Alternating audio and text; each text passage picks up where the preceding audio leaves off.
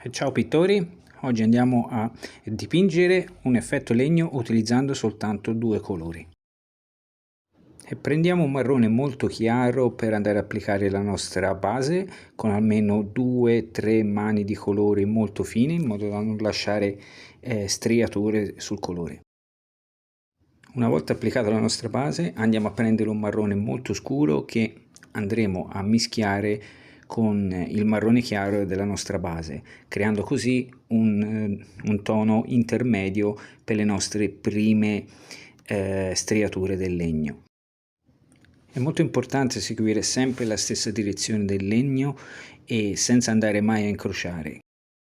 Quindi se abbiamo delle venature in verticale non andiamo mai a dipingere delle venature in orizzontale.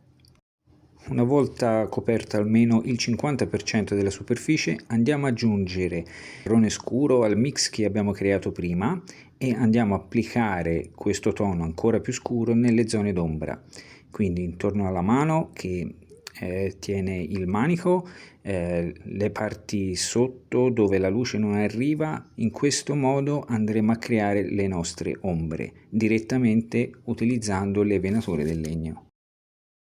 Se avete scurito troppo qualche parte che avete dipinto, potrete tornare con lo stesso mix di prima, sia del tono intermedio o del marrone chiaro, per andare a applicare di nuovo venature sempre più chiare e andare a creare le vostre luci. Da questo momento in poi il procedimento è sempre lo stesso, andrete a utilizzare un po' di venature più chiare e un po' di venature più scure, sempre utilizzando quei due colori mischiati.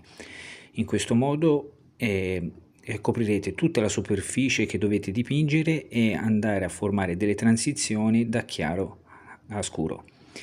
Se notate che ci sono alcune transizioni che sono un po' troppo marcate perché avete dato delle pennellate un po' troppo pesanti, potete tranquillamente diluire i colori vari mix con un po' d'acqua e andare ad applicare delle venature o dei glaze per andare ad ammorbidire tutte le transizioni.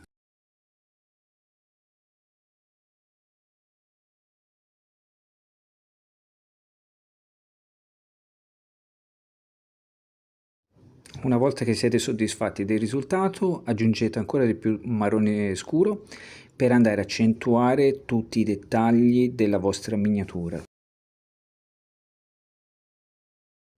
Come passaggio finale, con il marrone chiaro andate a accentuare tutti gli angoli e fare un po' di edge highlight per andare a incrementare i dettagli e la separazione tra ogni singolo oggetto della vostra miniatura. Come consiglio extra potete anche diluire un'altra tonalità di marrone che non avete usato fino adesso e applicare una velatura molto leggera su tutto il legno. In questo modo cambierete la tonalità. Spero che questo video vi sia stato utile e se volete utilizzare i colori che ho usato in questo video potete trovare tutta la lista colori con il PDF sul mio Patreon.